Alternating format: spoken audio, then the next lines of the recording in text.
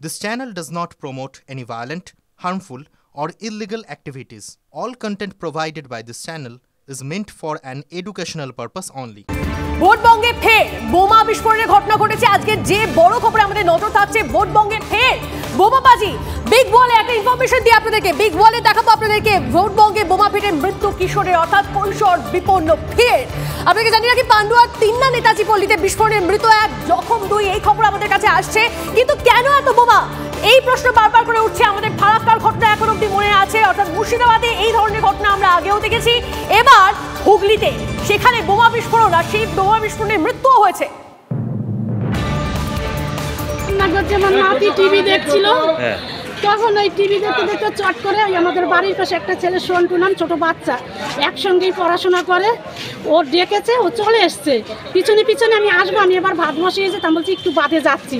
মানে আমি রান্নাঘরে ঢুকতে একটা বোমের আওয়াজ হলো, চট করে ছুটে যেয়ে দেখে আমার নাতির হাতটা নেই। একটা বাচ্চা নাকি শুনলাম মরে পড়ে আছে, আমি আর দেখতে পারিনি।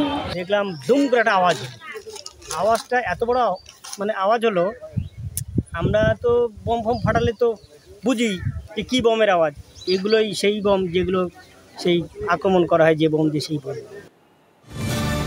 ভোটের বাংলায় কিশোরের মৃত্যু, আর কত মৃত্যু দেখবে এই বাংলা। আসুন বিস্তারিত কথা বলি সহকর্মী আশিক ইনসানের সঙ্গে। আশিক, ভোটের বাংলায় আরও এক কিশোরের মৃত্যু, আরও জখম এক, আর একজন তো মৃত্যুর সঙ্গে পাঞ্জাও লড়ছে। একটা পরিষ্কার কথা বলতে চাইবো, অভিষেক বন্দ্যোপাধ্যায়ের সভার আগে, একটা ভিভিআইপি সভার আগে এরকম বিস্ফোরণ কেন? পুলিশ প্রাথমিক তদন্তে কি জানতে পেরেছে? কারা বোমা লুকিয়ে রেখেছিল?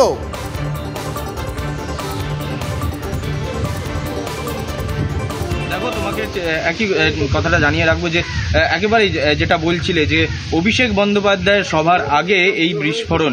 অভিষেক বন্দ্যোপাধ্যায়ের যেখানে সভা আজকে কোহিনুর রাইস মিল পান্ডুয়ার, সেই জায়গা থেকে কিন্তু এই যে তিন্নার যে গ্রাম, যে গ্রামে এই ঘটনা ঘটেছে, আমি দেখানোর চেষ্টা করব। এই যে পুকুর পার, এই পুকুর পাড়ের পাশেই খেলা করছিল ওই 3 শিশু। সেই জায়গা কিন্তু অভিষেক বন্দ্যোপাধ্যায়ের সভা থেকে প্রায় 1.5 কিলোমিটার দূর। আর সেখানেই এই বিস্ফোরণ ঘটে, যেখানে এই যে 3 কিশোর খেলা করছিল এবং তার মধ্যে একজন মারা যায় এবং 2 জন এখন মৃত্যুর সঙ্গে পাঞ্জা লড়ছে।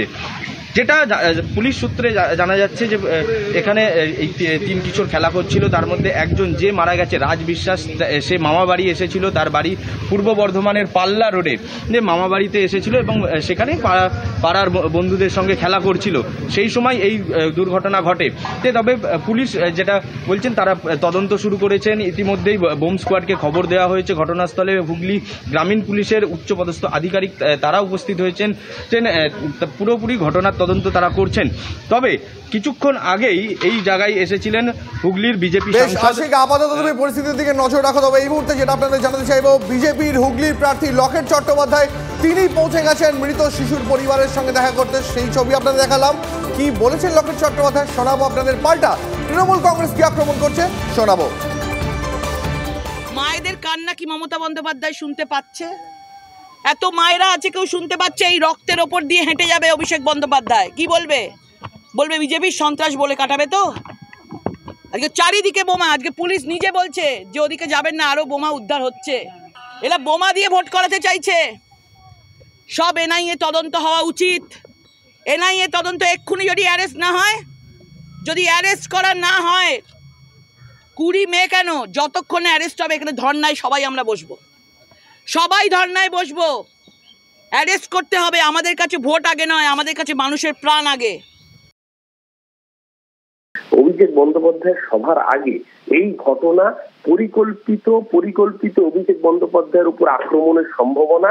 আজকে মডেল কোড অফ কন্ডাক্ট জারি হওয়ার পরে রাজ্য প্রশাসনের পুরো কন্ট্রোল নির্বাচন কমিশনের হাতে।